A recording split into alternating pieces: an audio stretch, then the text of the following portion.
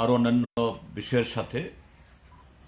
তো আজকে সে বিষয়ে আমরা আগামী দিন কি অভিমুখ নিয়ে বা কি লক্ষ্য নিয়ে আমরা লড়াই করতে যাচ্ছি, আমাদের সাধারণ সম্পাদক কমরেড সীতারাম ইয়েচুরি আপনার সামনে বলবেন।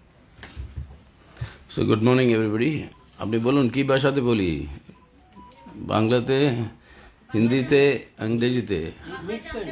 না না, বাংলা তো এটা ইস্যু, এরকম ইস্যু কি এটাতে বাংলাতে বলে বলে একটুখানি আমি মিস্টেক করবো তো আপনারা ধরে নেবেন। তো তাই জন্য আমি ইংলিশে বলি কি হিন্দিতে?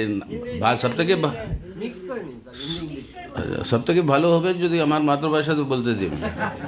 তেলুগুতে বলি, ওটাও তো ন্যাশনাল ল্যাঙ্গুয়েজ। তো হ্যাঁ, ওটা বলুন মাননীয় গৃহমন্ত্রীকে, হ্যাঁ, শিডিউল 8-এ, হ্যাঁ, ওটাও একটা ন্যাশনাল ল্যাঙ্গুয়েজ, আমার তেলুগুতে বলতে পারি। এনিওয়ে, তো ইংলিশে স্টার্ট করছি। যদি প্রশ্ন আছে তো ওটা অবশ্যই।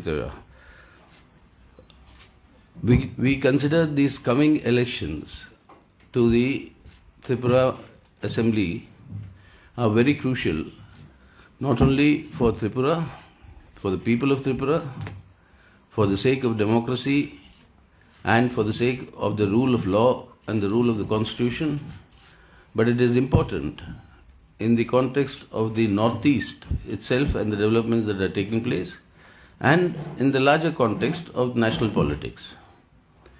So this is a very important election. Going by the experience of the last 5 years, all the promises that were made at that time, I mean, you know all of them. Not one of them has been actually fulfilled. Claims that were made about crime rates under the lieutenant rule. Today the NCRB 2022 rates the worst crime rate in the country being in Tripura. They talked of eliminating drug menace in the state. The Chief Minister himself is on record saying that Tripura is now become part of the drug corridor. No, the 7th Pay Commission implementation, none of these, there were so many of them, none of them have been implemented. But they are back to repeating their own efforts to try and sharpen communal polarization. The Honorable Home Minister came here, declared the construction of the Ram Temple on the 1st of January 2024, just before the general elections. But this is nothing new. In August 2020, it was declared that by 21st January 2024, the temple will be complete.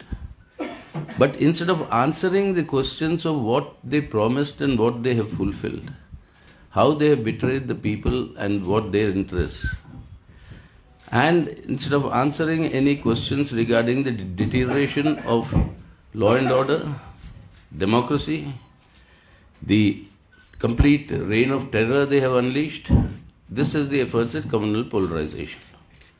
So if we want to restore the rule of law and the rule of the Constitution of India and democracy in Tripura, it is absolutely essential that the BJP must be defeated and must not be permitted by a people's mandate to form the forthcoming government. That is the principal objective of the CPIM. And also, I mean, we are talking to our left parties and we are sure they also would agree this is the principal objective. And in order to achieve this objective, we discussed in our state committee yesterday, our primary focus will be to seek the cooperation and unity of all secular forces,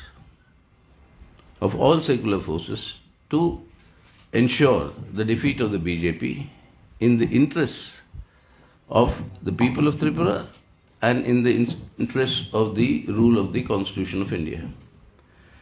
The people's livelihood miseries have quadrupled in the last 5 years.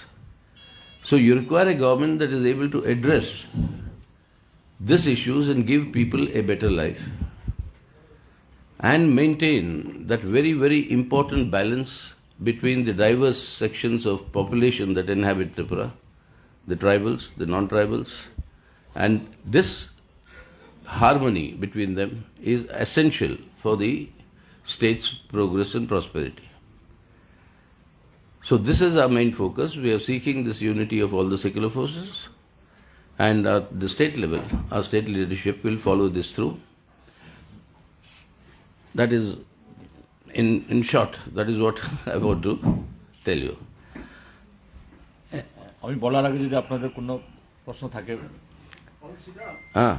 The root question is, the same principle was followed in West Bengal, and Central Committee had criticized the West Bengal State Committee for putting an alliance with the Congress and other parties. What do you think of it? No, you see, in West Bengal, what the Central Committee criticized the Bengal Committee was not that they had seat adjustments with the Congress. That was not the issue. But they took the seat adjustments with the Congress to the level of a political front. They formed that People's Front, along with the Congress and also the secular party. So the giving it a nature of a front means it's a political alliance with a common manifesto, common program, etc. So that we said was wrong. Seat adjustments in order to maximize the pooling of anti-BJP votes, and in Bengal's context, anti-BJP, anti-Trinamool votes, was a correct position. That the Central Committee did not criticize. And after that, you had our 23rd Party Congress, and in our 23rd Party Congress, we have taken a very clear-cut line and understanding, unanimously adopted by the party, that the primary task, principal task today is to isolate and defeat the BJP.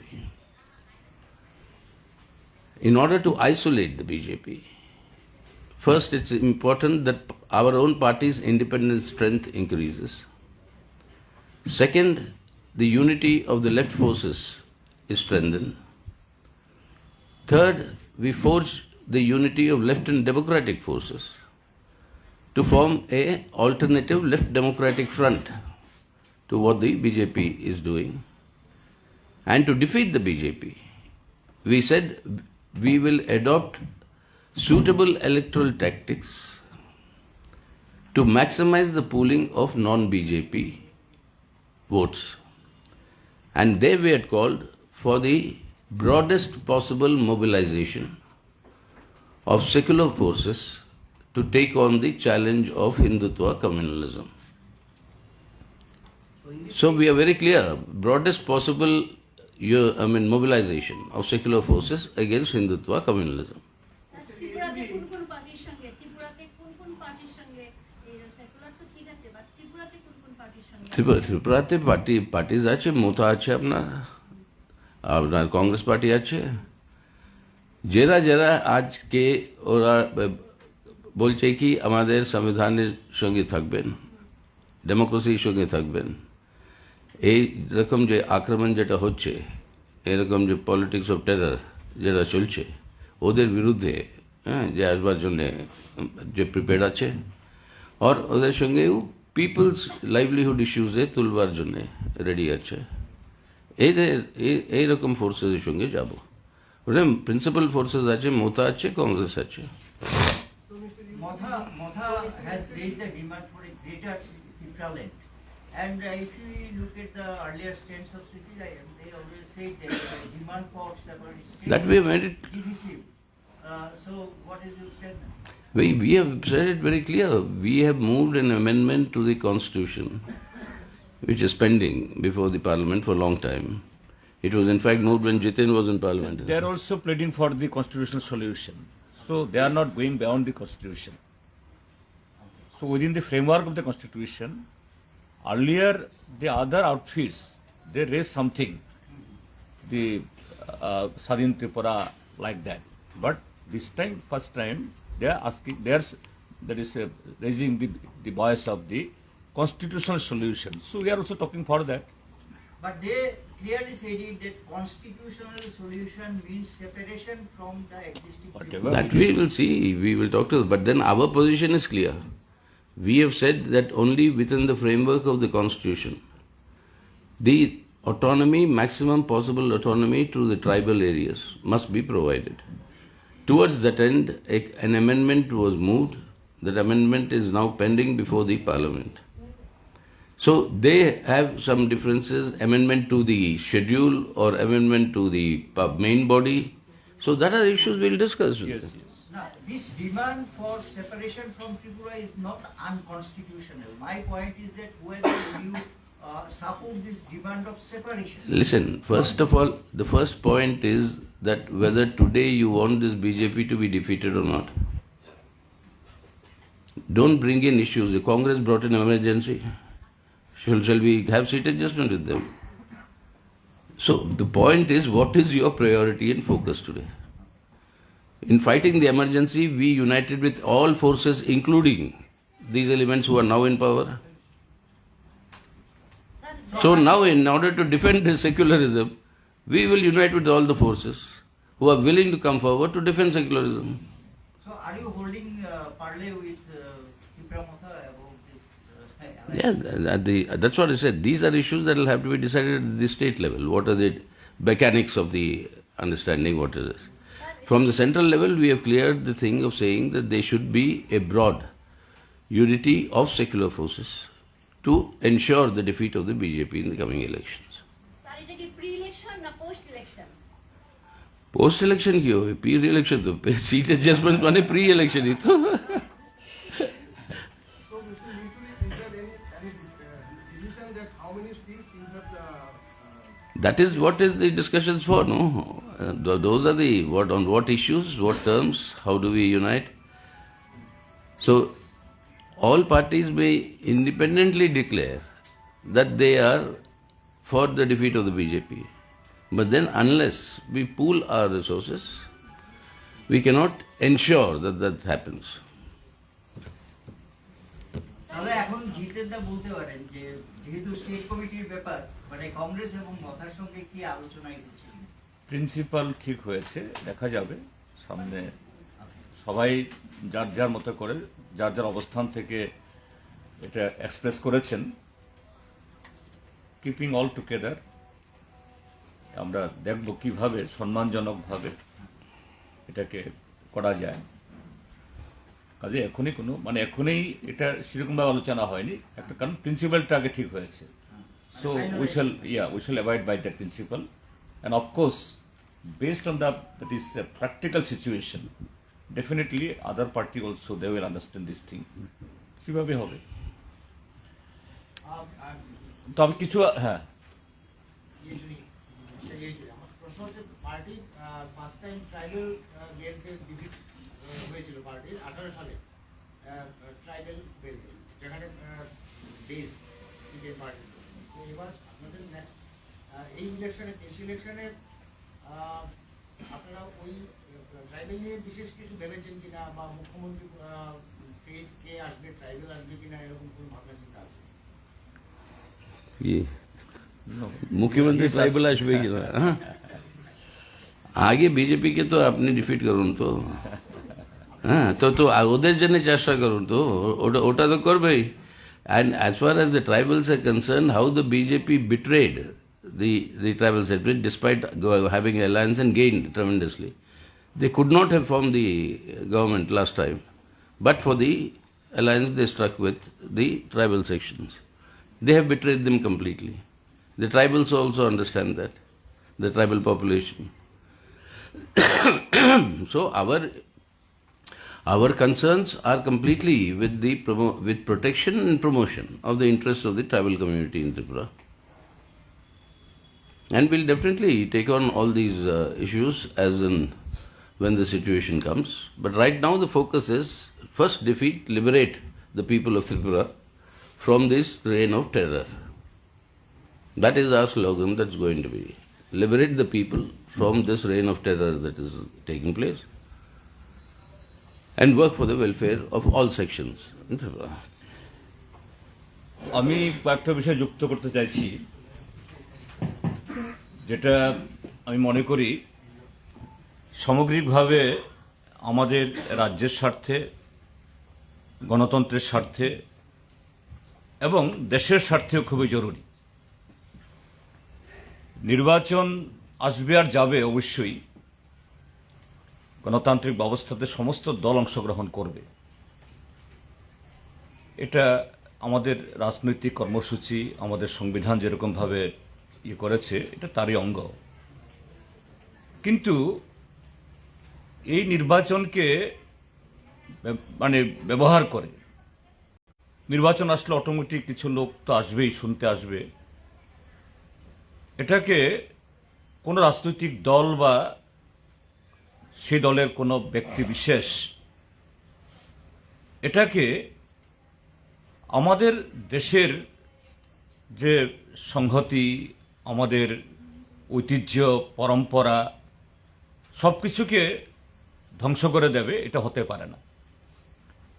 এটার বিরুদ্ধে নাগরিক প্রতিরোধ হওয়া উচিত, অর্থাৎ শুধু কোনো একটা দল থেকে না, দল মত নির্বিশেষে। আমি কেন কথাগুলি বলছি, যে কদিন আগে এই স্বাভাবিক শাসক দল, এদের হাতে ক্ষমতা, টাকা পয়সা এদের প্রচুর, নির্বাচনী প্রচারে তারা সমস্ত শক্তিটা লাগাবেন, তাদের নেতা নেত্রীরা তারা আসবেন, দলে দলে আসছেনও। কিন্তু ত্রিপুরাজ্যের মানুষকে এত মানে মূর্খ, এত হেয় প্রতিপন্ন করা, তাচ্ছিল্য করা, এটা বোধহয় ঠিক না। এটার বিরুদ্ধে জনমত তৈরি হওয়া উচিত। যেমন কদিন আগে আমাদের দেশের মাননীয় স্বরাষ্ট্রমন্ত্রী এসেছিলেন তাদের নির্বাচনী প্রচার মানে এই পালে হাওয়া তোলার জন্য। তিনি আসাটা কোনো অন্যায় কিছু না। তিনি শুধু বিজেপি নেতা নন, তিনি দেশের স্বরাষ্ট্রমন্ত্রী। কি বললেন? বলছেন, যেটা কমরেড সীতারাম ইয়েচুরি বলেছেন, তিনি তো হোম মিনিস্টার, তার মিনিস্ট্রি এনসিআরবি রিপোর্ট প্রকাশ করেছে বিগত বছরের। সেখানে উল্লেখ আছে যে রাজনৈতিক হিংসায় সারা দেশের মধ্যে ত্রিপুরা সর্বোচ্চ যে কাতারে, অর্থাৎ ওই স্তরে। ড্রাগ পেডলিং, ড্রাগের পাচার, ড্রাগ রিলেটেড বিভিন্ন অপরাধ, এটাও সারা দেশের মধ্যে, এবং প্রতিদিন আমরা আতঙ্কের সাথে আমরা এই দেখছি আমরা পত্র পত্রিকার বিভিন্ন চ্যানেলে। আর তিনি কি বলছেন? যে এসে হিংসার অবসান হয়েছে, हिंसा से निकाल के त्रिपुरा का युवाओं को रोजगार में लगा दिया। की रोजगार? ড্রাগ পাচার, যে দুজন যদি এই গাঁজা পাচারকারী যদি ধরা পড়ে, তার মধ্যে একজন বিজেপি নেতা, ফেন্সিডিল যদি ধরা পড়ে বিজেপি নেতা, ছিনতাইকারী ধরা পড়লে বিজেপি নেতা, এরকম যে বিভিন্ন অপরাধ, খুন, এসব জায়গাতে কে ধরা পড়ছে? মণ্ডলের নেতা, মোর্চার নেতা। এবং কোথাও কোথাও যে রাজ্যের মানুষ দলমত নির্বিশেষে ঘেরাও করছে, ধোলাই দিচ্ছে, যদি পুলিশের তরফ থেকে কোনো অ্যাকশন নেই। আর ভারতবর্ষের এই স্বরাষ্ট্রমন্ত্রী, আমাদেরও স্বরাষ্ট্রমন্ত্রী, আমাদেরও বলতে হয় আমাদের স্বরাষ্ট্রমন্ত্রী, তিনি বলছেন रोजगार से इसको जोड़ा दिया, रोजगार के साथ उसको मिला दिया, लगा दिया। এটা রোজগার? দেশে কি আগামী দিন যুব সমাজ কিভাবে শেষ করবে?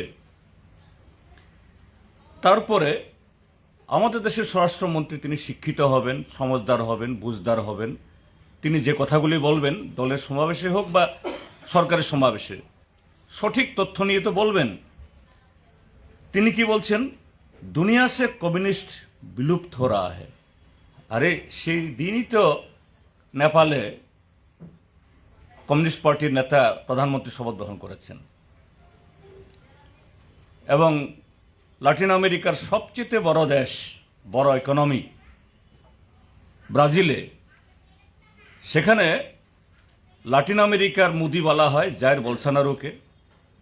এই বলসোনারোকে হারিয়ে সেখানে লুলা দি সিলভা তৃতীয়বারের মতো রাষ্ট্রপতি আসনে বসছেন এবং গোটা Latin America, Chile, Colombia, Honduras, Mexico, Venezuela, even European যে সমস্ত পার্লামেন্টগুলোতে কমিউনিস্ট মেম্বারদের সংখ্যা সেখানে বাড়ছে। আর আমাদের স্বরাষ্ট্রমন্ত্রী তিনি এগুলি একটু মানে খোঁজখবর নেবেন না, একটা মূর্খের মতো বলবেন, এটা তো আমাদের লজ্জা মাথা হেট করে দেয়। যাই হোক, অন্য দেশে কমিউনিস্ট পার্টি আন্দোলনের সাথে নিশ্চয়ই আমাদের সম্পর্ক নেই, কিন্তু কমিউনিস্ট পার্টি একটা সিস্টেম, একটা প্রক্রিয়া, একটা নীতি, যে আমাদের দেশের মাননীয় স্বরাষ্ট্রমন্ত্রী এইভাবে তিনি এটা বলতে পারেন না। এরপরে এই যে 5 তারিখে দুটো জনসভা, সেখানে কি বললেন যে हमारा गवर्नमेंट आके 7 पे कमीशन 3 महीना के अंदर लागू कर दिया। अरे এই অমিত শাহ তিনি বিজেপির সভাপতি হিসাবে 2018 বলেছিলেন যে 18 तारीख को वोट होगा, 3 तारीख को गिनती होगा, 4 तारीख को पहला कैबिनेट में 7 पे कमीशन दिया जाएगा। আর তিনি 5 বছর শেষে এসেও আবার সেই একই মিথ্যা কথা বললেন। এটা ত্রিপুরাজ্যের শিক্ষক কর্মচারীদেরকে ধোকা দেওয়া না? ত্রিপুরাজ্যের মানুষদের মূর্খ ভাবা না? নাকি 7 পে কমিশন লাগু হয়ে গেছে? আমি চ্যালেঞ্জ করছি, বলুক। ত্রিপুরাজ্যের প্রায় 1.5 লক্ষাধিক শিক্ষক কর্মচারী যাদেরকে ডি অবধি তারা পাচ্ছে না, এদের প্রাপ্য দেওয়ার অর্ধেকও পায়নি। আর আজকে স্বরাষ্ট্রমন্ত্রী এসে বলে দিচ্ছেন এদেরকে 7 পে কমিশন 3 মাসের মধ্যে নাকি দিয়ে দেওয়া হয়েছে। এরপরে যে নির্বাচন আসবে, আমি আবার সে কথাটাই বলছি, এটা শুধু শাসক দলের নেতা কর্মী না, আমরা যারা বিরোধী দলের আছি আমাদেরও জনগণের সামনে অসত্য ভাষণ, মিথ্যা তথ্য এবং দেশের বা রাজ্যের যে সাধারণ মানুষকে, বিশেষ করে যুব সমাজকে বিভ্রান্ত করে, বিপদগামী করে, এরকম কিছু কথা বলা উচিত না। যেমন আমি বলছি যে এই ডাক্তার মানিক সাহা, এখন যিনি মুখ্যমন্ত্রীর পদে যিনি আছেন, তিনি সেদিনও 10,323-এর যারা চাকরিচ্যুত শিক্ষক কর্মচারী তাদেরকে বলা হয়েছিল মিশন ডকুমেন্টে তাদের প্রয়োজনে সংবিধান সংশোধন করে মানবিকভাবে তাদের দেখা হবে। সেদিন তারা যখন গেলেন, তাদের অশীতিপর বৃদ্ধা বাবা মা বাচ্চা কাচ্চা সহ এই শীতের প্রকোপের মধ্যে মহাকরণের সামনে 10,323-এর ভিকটিম এবং তাদের পরিবারের লোকরা যখন শীতে কাঁপছে, মহাকরণে বসে তথ্যমন্ত্রী বলছেন যে এই 10,323-এর দায় সরকারের না, তাদের না, এরা এগুলো জানে না। আবার তিনি গতকাল নাকি না পরশুদিন ডাক্তার মানিক সাহা খোয়াই না কোথায় যেন বলছেন আমরা দেখব। এটা কোন ধরনের মানবিকতা? এরপরে বলছেন বিজেপি সরকার আমলে উন্নয়নের জ্বর বইছে। কোথায়? রাস্তাঘাট ভাঙ্গা চোরা, বেকার যুবকদের কাজ নেই, পরিবহন সেক্টর সম্পূর্ণ ভেঙে গেছে, রেগাতে কাজ করে পয়সা পায় না, আবার সেই রেগার পয়সা দিয়েই প্রধানমন্ত্রী এবং দলের জনসভাতে লোক জমাচ্ছে। তো আমি বলবো যে হ্যাঁ, বিজেপি সরকারের আমলে উন্নয়নের জ্বর দেখতে গেলে বিজেপির মণ্ডলের নেতাদের বাড়িতে গেলে দেখা যায়। ছনের ঘর টিনের ঘর কিভাবে 2 তলা 3 তলা, ভাঙ্গা সাইকেল যাদের ছিল না কিভাবে এসইউভি গাড়ির মালিক। আর বিকালবেলা কৃষ্ণনগরে কুচবাউ ঠাকুর ভবনের সামনে ট্রাফিক পুলিশকে 2 দিকে নো এন্ট্রি লাগাতে হয়, ইনোভা গাড়ি, ফরচুনা গাড়ি। তো ত্রিপুরাজ্যের উন্নয়নের যে জ্বর ওইখানেই, সাধারণ মানুষের ঘরে না, বেকার যুবকদের ঘরে না, শিক্ষক কর্মচারী বা এদের ঘরে না। তারপরে তিনি বলছেন সিপিএমকে দূরবীন দিয়ে দেখতে হবে। জহর শাহও 1988 থেকে 92 এই ভাষণ দিতেন। ঠিক জহর সাহা তিনি আরেক সাহা, তারও সে পরিণতি হবে অনিবার্য। আবার গতকাল খোয়াইয়ে গিয়ে বলছেন যারা তাদের সমালোচনা করছে তাদের ডাস্টবিনে যেতে হবে। হ্যাঁ, এই মানিক সাহাকে যিনি তুলেছেন ওই বিপ্লব কুমার দেব অলরেডি ডাস্টবিনে পৌঁছেছেন, কাজে বিনটা খুব ভালো তারা চিনছেন, কাজে বিন ঠিকই আছে। এই কথাগুলি তাদের বারবারই সেখানে আসছে। এরপর আরেকটা খুব গুরুতর কথা বলতে চাই। সেদিন উদয়পুরে আপনারা দেখেছেন একটা ন্যাশনাল নিউজ হয়েছে, যদিও ত্রিপুরা রাজ্যের কোনো সংবাদপত্র কোনো চ্যানেল এটা করেন না। আপনাদের ধন্যবাদ, কারণ আপনারা সতর্ক সচেতন। এরকম একটা জঘন্য মারাত্মক কিছু ঘটে যাক, এটা ত্রিপুরার যে এই সংবাদপত্র মহল কোনোদিনই এটা চান না। আপনারা সতর্ক ছিলেন।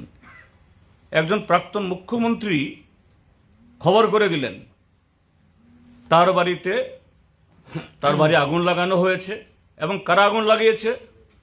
মুসলিমরা, একটা সম্প্রদায়ের মানুষ। দিল্লি, মুম্বাই, চেন্নাইয়ের বড় বড় নিউজ পোর্টালগুলোতে, ন্যাশনাল চ্যানেলগুলোতে খবরগুলো আসছে। আমার বক্তব্য হলো এই সমস্ত ক্ষেত্রে যদি এরকম কমিউনাল ফ্লেয়ার আপ হয়, এনআইএ সোমোটো এফআইআর নেয়, কগনিজান্স নেয়, এবং এই ঘটনার পর যখন আপনাদের তরফ থেকে জিজ্ঞেস করা হলো ত্রিপুরা রাজ্যের মুখ্যমন্ত্রীকে, ডিজিকে, লোকাল পুলিশকে, ক্যাটাগরিক্যালি লোকাল পুলিশ বলেছে না, এরকম কোনো ঘটনাই হয়নি। তাহলে যিনি পারপেট্রেটর, একটা কমিউনাল একটা ফ্লেয়ার আপ হয়ে যেতে পারত এই ঘটনাতে, তার বিরুদ্ধে এই কগনিজেন্স নেওয়া হবে না কেন? এটা নেওয়া দরকার। আরেকটা জিনিস বলতে চাই, গত পরশুদিন 2018 বিজেপির নির্বাচনী প্রচারে এই পালে এই হাওয়া তোলার জন্য পালে আসাম থেকে, তখনকার আসামের অর্থমন্ত্রী, এখন বর্তমান এই মুখ্যমন্ত্রী, তিনি খুব প্রধান ভূমিকা নিয়েছিলেন, এবং সে ভিডিও এখনো আছে 2323কে দিয়ে, যে ত্রিপুরা রাজ্যের মুখ্যমন্ত্রী বা তখনকার শিক্ষামন্ত্রী তপন চক্রবর্তী প্রয়োজনে তিনি নিয়ে যাবেন দিল্লিতে, তিনি হাল করে দেবেন। এবং 2323-এর একটা প্রোগ্রামে গিয়ে বলেছেন যে बीजेपी सरकार आने का बाद उसको न्याय दिया जाएगा, हम उसको न्याय नहीं देते, आप घुमा घुमा के चलाइए हमारा वीडियो। তিনি গত পরশুদিন 9 তারিখে এসেছেন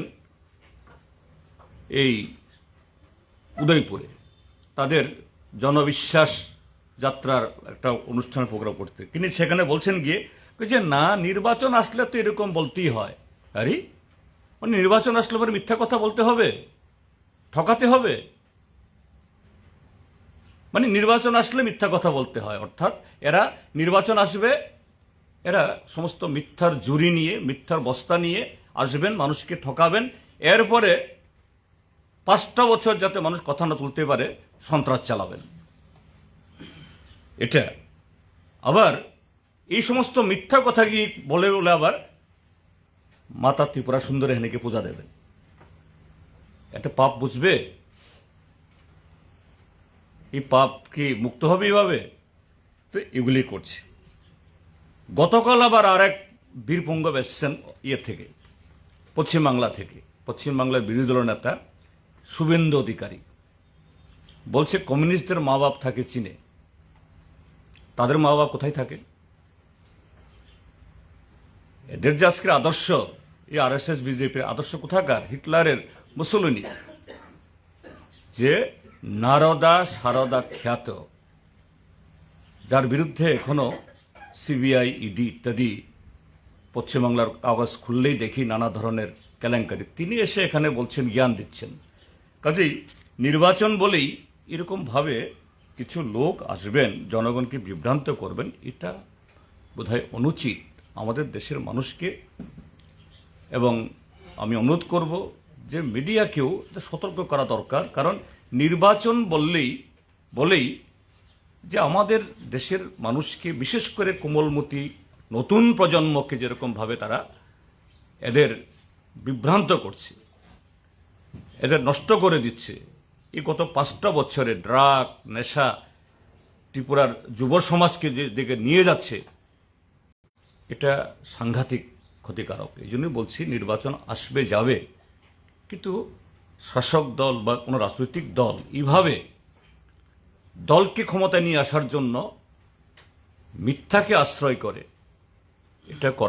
এটা দেশের জন্য, সমাজের জন্য অত্যন্ত ক্ষতিকারক। আমরা এই কথাগুলো এই সামনে যে ভোটের আগে এই রাজ্যের মানুষকে আপনাদের মাধ্যমে সতর্ক হওয়ার জন্য আমরা বলব। ঠিক। আমরা কিছুদিন আগে একটা যৌথ বিবৃতি প্রকাশ করেছিলেন আপনার বামফ্রন্ট এবং কংগ্রেস, যদিও তার মধ্যে মথা সামিল হয়নি যে কোনো কারণে।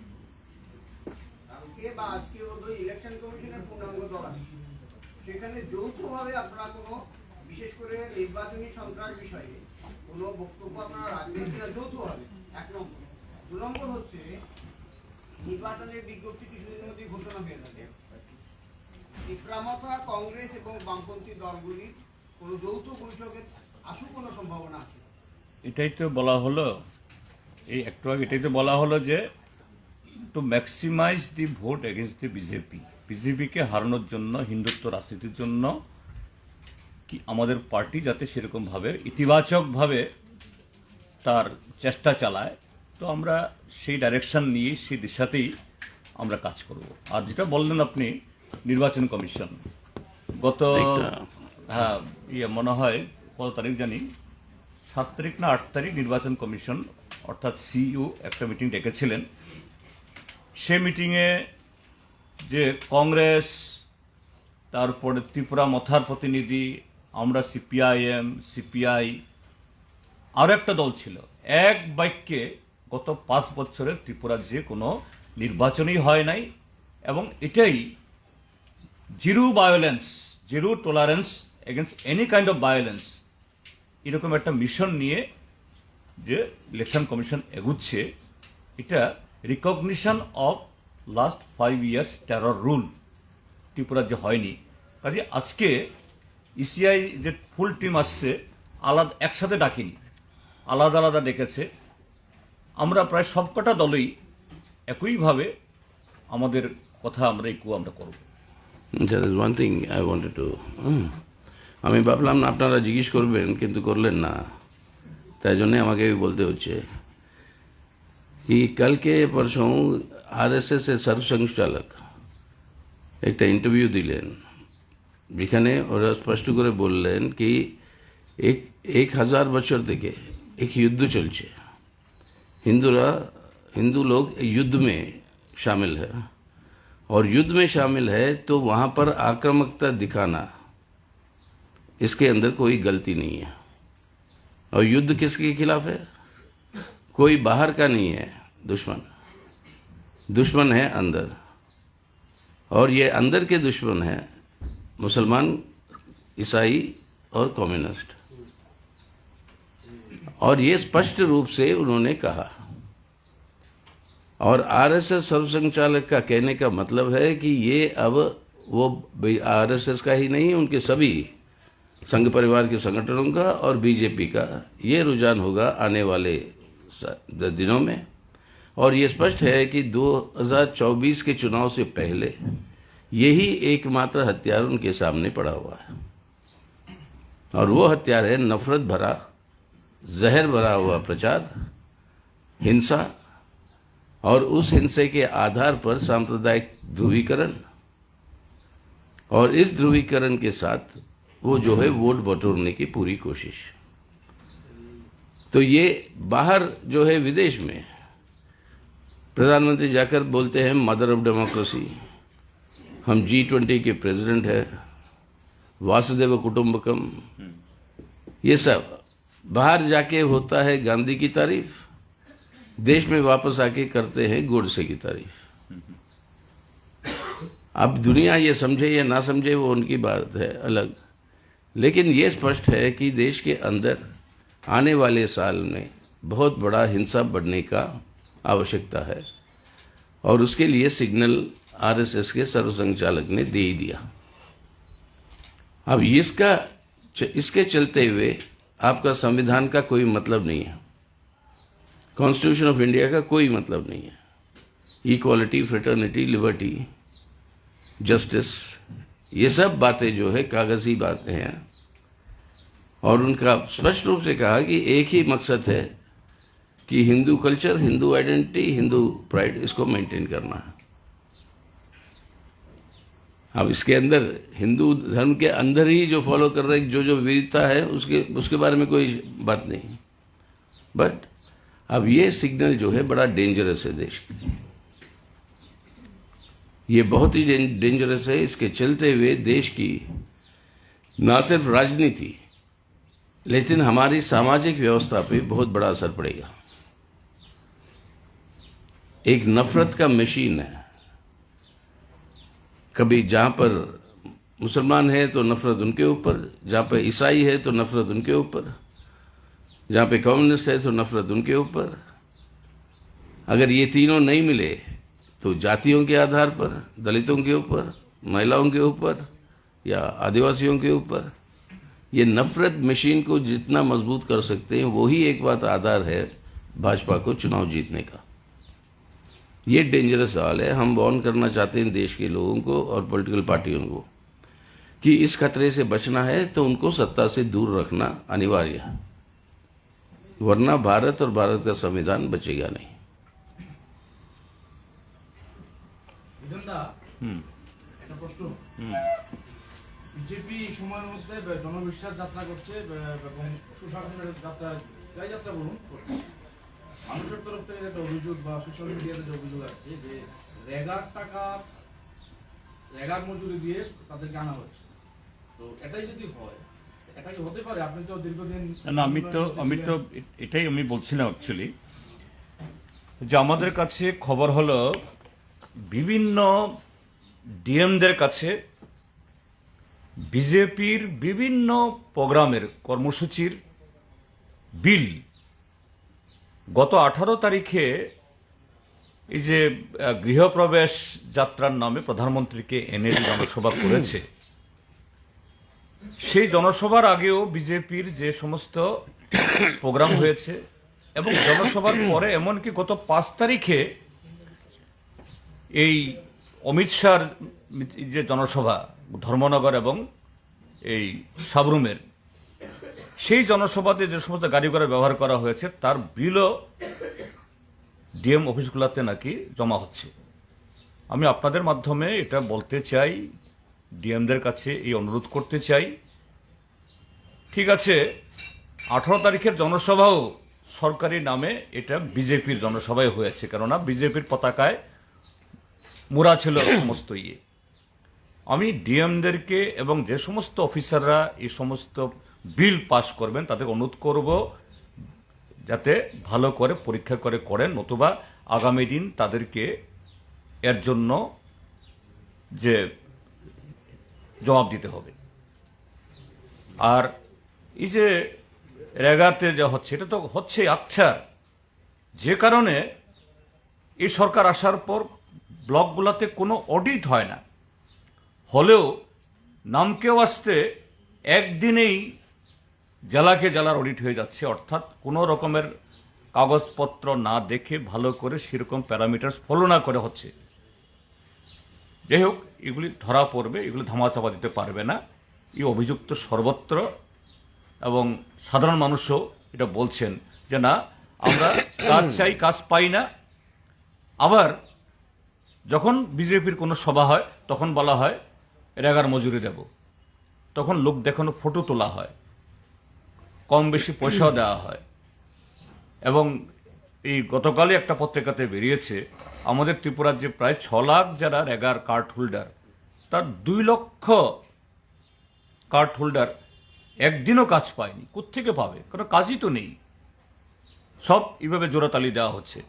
কাজেই আধিকারিকদের অনুরোধ থাকবে, এগুলো একদিন যা হয়েছে হয়েছে, এখন এই সমস্ত ভুয়া বিল পাস দেবেন না। আর যারা এগুলি করবেন এরা কিন্তু নিজেদের বিপদ তারা ঘনিয়ে আনবেন, এটা ঠিক হবে না। 10,323 সম্পর্কে আপনি বলেছেন সরকার কথা দিয়েছিল, কথা রাখেনি। আপনারা সরকারে এলে তাদের জন্য আপনারা কি 10,323 সহ গত 5 বছরে অন্যায়ভাবে,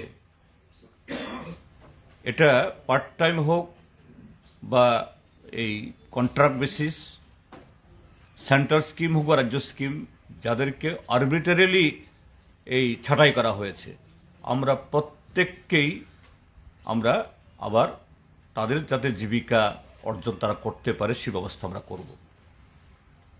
এবং আমাদের সময়তে আগামী দিন এরকমভাবে অন্যায়ভাবে কোনো ছাঁটাই আমরা করব না। শুধু তা নয় যে এই বিজেপির যে তাদের রিপোর্ট কার্ডের মধ্যে উল্লেখ আছে, বিজেপি সরকার যখন আসে, অর্থাৎ বামপন্থী ফ্রন্ট সরকারের শেষ দিকে, প্রায় 4.5 লক্ষ লোক সামাজিক ভাতা পেতেন। এখন বিজেপি রিপোর্ট কার্ডে লেখা আছে 3,15,000 না কতদিন, অর্থাৎ প্রায় 1.25 লক্ষ লোকের ভাতা তারা অন্যায়ভাবে কেটে দিয়েছে। আমরা এই 1.25 লক্ষ লোক যাদের অন্যায়ভাবে কেটে দিয়েছে তাদেরকেও আমরা তাদের ভাতা ফিরিয়ে আমরা দেব। Sir, there was a news a few days back that former Chief Minister Manik Sarkar will not contest the elections. So, That newspaper can say the source. How could we say out? You see, Manik Sarkar is a member of the Politburo. So these are decisions that will be taken at the level of the Politburo. So speculation here in your local media is your imagination. Not local media, Calcutta media. Calcutta media. Whatever it is. But I can what you call, endorse positively your levels of imagination, but there's no decision taken. Taken so far. Okay, thank you. জিতেনবাবু একটা প্রশ্ন ছিল। আপনি বলেছেন রাজ্যের media জগৎগুলোকে সচেতন হয়ে প্রচার করতে। বিগত 4 বছরে যেসব মিডিয়াগুলো সচেতন হয়ে প্রচার করেছে তাদের এখন চ্যানেল বন্ধ করে দেওয়া হচ্ছে। হ্যাঁ, এটা আমরা তুলব। পত্রিকাতে বিজ্ঞাপন কাটা হচ্ছে বা হকারদের হুমকি দেওয়া হচ্ছে। সেই বিষয়টি আপনি কিভাবে দেখেন? সেটাই তো বলছি, গণতন্ত্র না থাকলে গণতন্ত্রের সমস্ত স্তম্ভ আক্রান্ত হয়। শুধু না, মিডিয়া না, ইভেন যে ইনস্টিটিউশন, এক্সিকিউটিভ, এই যে এতে সোনামুড়াতে ইউনিফর্ম পরা পুলিশ অফিসার গাড়ি চাপাতে মেরে ফেললো, বিচার হয়নি। তো এই গণতন্ত্র পুনরুদ্ধারের জন্যই তো বিজেপিকে হারাতেই হবে। আর যে সমস্ত চ্যানেল বন্ধ করে দেওয়া হয়েছে সঞ্জয় মিশ্রকে দিয়ে, বিপ্লব দেব থাকার সময়তে, আজকে ইলেকশন কমিশন অফ ইন্ডিয়ার কাছে আমরা তুলব। অতীতেও আমি সিওর কাছে বলেছি, গতকালও বলেছি, আজকেও তুলব, যাতে এগুলি সবগুলো চ্যানেল যারা আবার নতুন করে চালাতে চায় এদেরকে যেন তাদের এই যে রিকানেক্ট করার জন্য সেই উদ্যোগ নেওয়া হয়। আপনাদের মাধ্যমে বলবো, যে সমস্ত চ্যানেলগুলো বন্ধ হয়ে আছে, বন্ধ করে দিয়েছে, তারাও একটা যোগাযোগ করুন ডিএম অফিসে। কালকে ডিএমকে আমি বলেছি কথাগুলো, ডিএম বলেছেন তিনি উদ্যোগ নেবেন। 18 ইলেকশনের পর 3টি নির্বাচনে মানে কভার করতে গেলে বা তাদের ভুল ধরিয়ে ধরতে গেলে সংবাদকর্মীদের উপর আক্রমণ করা হয়। সামনে 2023 যদি শাসক দল এমন কোনো কিছু করে বা মিডিয়া জগৎ লোকেদের উপর যদি আক্রমণ করে, আপনি নির্বাচন কমিশনের কাছে Take it up with the election commission today. Tell them also. এটা ইলেকশন কমিশনের কাছে আমরা নেব। আর বামপন্থী ফ্রন্ট সরকার যখন ছিল তখন কখনো হয়নি, কাজে আগামী দিনও যদি এরকম হয় কখনো এরকম হবে না। ঠিক আছে, Okay? Thank you. Thank you.